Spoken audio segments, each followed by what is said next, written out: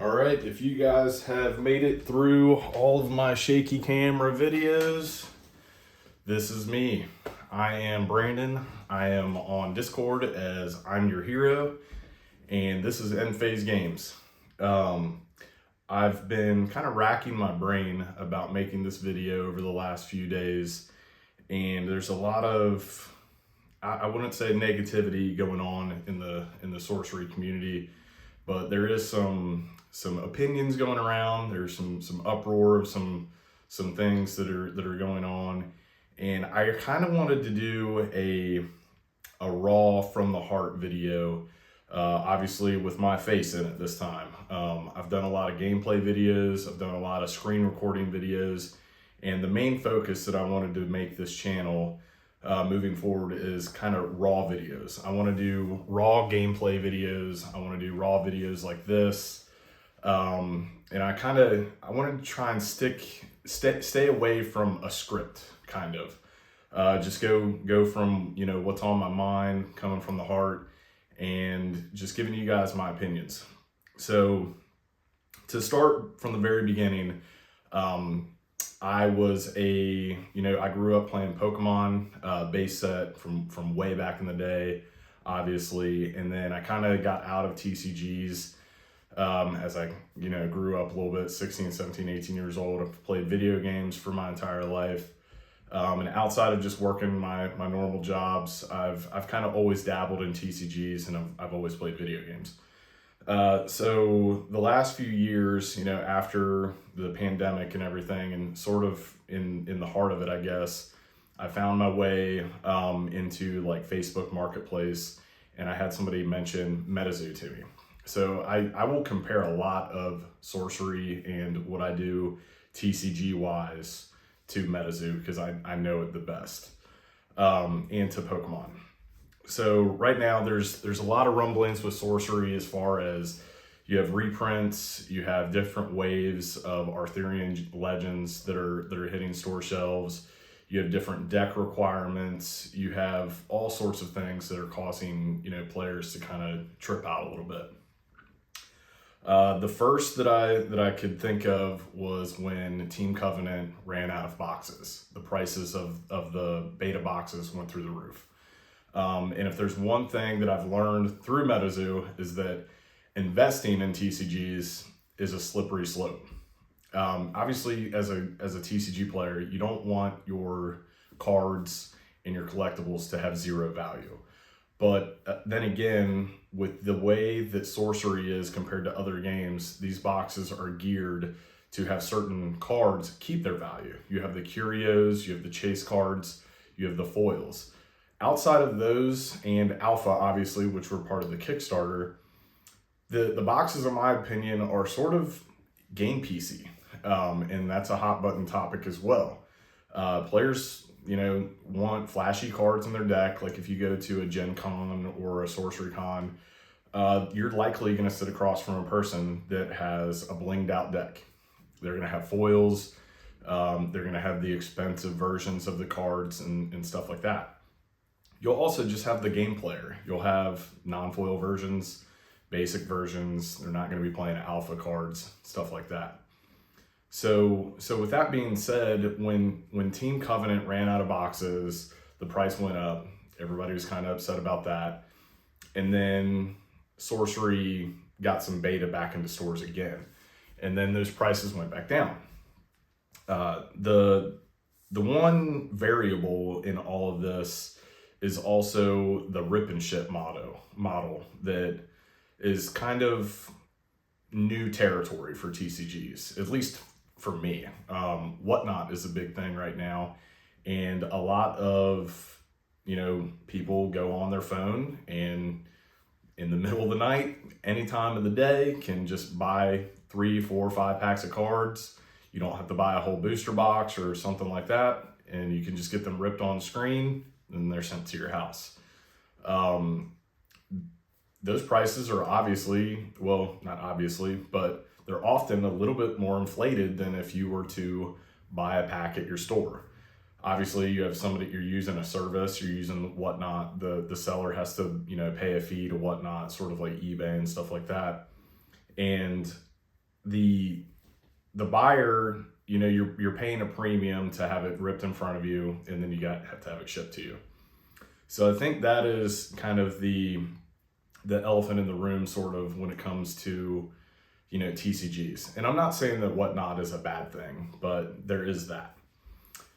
Then after that, then Arthurian Legends was announced. Well, it was well into being announced, and then they changed the deck requirements to the game. They bumped it from 40 cards in your spell book and 20 cards in your atlas to 50 and 30.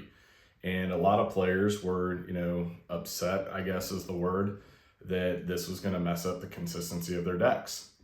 And there's screenshots, and this is, I was not made aware of this. I thought that the game was going to be 40-20 for a while. It may evolve, you know, past that once more sets are released, because 40 is kind of small. But, you know, it was changed, and players were worried about their consistency of their decks. And there was a screenshot that I was, you know, forwarded at some point, or I found it in one of the Discords.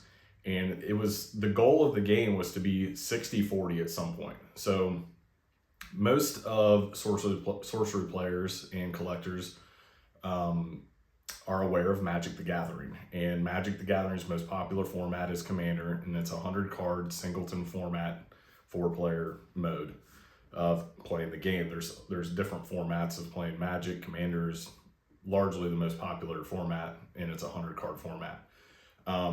And when the company, when they announced Sorcery and they put it on Kickstarter, it was always billed as a kitchen table TCG. I think kitchen table TCG at its heart means it's going to be largely casual. A lot of players don't want to hear that, but it's casual in nature. The cards do things. I have a Death Dealer right here. Genesis, kill all other minions. This is a foil Death Dealer. I just so happen to have a foil one here. I'm selling it. But cards have art. The foils have the back, the full art back on the back of the cards, which lead to the chase. But the cards do things, and players want to do things with their cards, and they're always going to want some sort of competitive format. With the company wanting the game to be more kitchen table casual friendly, that's their goal. But as a community, it's our job to create the competitive scene, which is my next topic. So I think as Sorcery continues to grow, we're in the second set right now. We have over 600 cards in just our second set, which is amazing. As it continues to grow, the community, the player base, and the competitiveness of the game will grow as well. Earlier this year, I'm already in 2025 in my mind, but playing MetaZoo, they had 4 towers, which were basically regional events. And I think if Sorcery does something similar, whether they be ran by the company Eric's Curious itself, or if they just continue to be community-driven events like SorceryCon, I think that is what's going to grow the player base this coming year. Essentially, I think you had SorceryCon in Vegas, you had Gen Con in Indianapolis, you had the Spring Social in Baltimore, and then there was one other one earlier in the year, I believe, March of the Mortals. So that's essentially 4 quote-unquote regionals for the year, and there could be more. The game has a big presence in Japan, and overseas, and other, you know, content creators around the world are growing those communities as well. So 4 just within the United States is good for the United States, but we want this game to be a worldwide game. So I think there's also that. My next topic, I think, to kind of address is the wave of Arthurian Legends. Like, I guess a lot of stores received their initial allotment, but they only got half of it, and everybody ran out to go get it. It's the hot new thing. Sorcery does 1 set a year, And I think that's a good and bad thing. And I think eventually that can evolve as well, as the game continues to grow. But I do, as a player, I do enjoy the one set a year. I mean, it's much better on my wallet. I'm not a foil collector. If I pull a foil that I play in one of my decks, I'll probably keep it. But I'm not a full on game piece player. I do like to bling out some of my decks. I'm not gonna, go after the $1,000 cards and stuff like that. But I do, want to have my cards have value. So these, I guess, stores that ordered Arthurian Legends, some of the stores are now receiving their second wave, and the price of the boxes online are a little bit lower than MSRP. I think it goes along with the fact that we are sort of spoiled as TCG players these days. We want to have all of the cards day one. I'm sort of similar. I bought a pretty good amount of Arthurian Legends, and I now have a complete set. We are just into December. The set came out in October. Back in the day, you had to work a lot harder to complete your TCG sets. In going along with, if you're going to play a game, you have to have play sets, which is another great thing about Sorcery with, the rarity system. But with Arthurian Legends, I think that it's a combo with Black Friday sales. A lot of companies are purchasing boxes and sort of dumping them to get additional products of other TCGs. I know that Pokemon's kind of going crazy right now with Surging Sparks, and they're gearing up for next year with Team Rocket, and Magic always has a new set every other day. So that's part of it. I think that the price will creep back up a little bit. I think with the EV of an Arthurian Legends box, and them going down to 24 packs, which was another thing that the community got kind of up in arms about, was that the packs went down to 24 packs. But I think with the EV, you're sitting around $100 a box. You're still after the foil uniques. That's where the main value is. And I think Arthurian Legends will bounce back as far as, the price, creeping down a little bit right now. The main topic of, if you've lasted this long, is the beta reprint, which I'm all for. Right now, Sorcery definitely needs more players. And by what I've seen with the plans for next year, like I said, we have basically 4 regionals that are planned next year unofficially. I'd assume March of the Mortals is going to happen. The Spring Socials already confirmed. Gen Con is all but confirmed. There's going to be another Sorcery Con. There could be other ones as well. 4, 1 per quarter, basically. That's awesome for an indie TCG. But I do think we need more beta. And I don't think that the reprint is going to be just every store is going to get, 3 pallets of beta booster boxes. I think it's mainly going to be the stores that are running events on the Play Network, with consistent, turnouts, and those stores are going to get boxes. And it's not going to be pallets. It's going to be like 2 cases. And it's not going to change the value of beta. The thing that I've seen recently is that when Team Covenant ran out of boxes the first time, the price spiked. It went way, way higher than it should have. And then they came out with a summer wave, and then it brought it back down to reality. Beta booster box is $150 per box. It's a great box to open, by the way. If you get a chance to open a beta booster box, please do it. It's fun, very fun to open. Arthurian Legends is fun to open as well. But I would definitely recommend, if you're getting into the game, get like 2, booster boxes of beta. Team Covenant has them in stock. I think that's one of the main issues right now with the reprint, is that the Team Covenant still has them in stock. Why are they reprinting beta? Well, the reason is that Team Covenant is an online supplier, and they're great guys. I love Team Covenant to death, and they're great sponsors of the game. They scream about Sorcery every chance they get. They love the game. And I don't think Team Covenant does anything but help the game. But I would recommend going to get a box from your LGS if you see some in stock, if they're going to sell them. Otherwise, if they're going to just save them for events, it seems like that's going to be the main focus of the boxes once LGSs get them.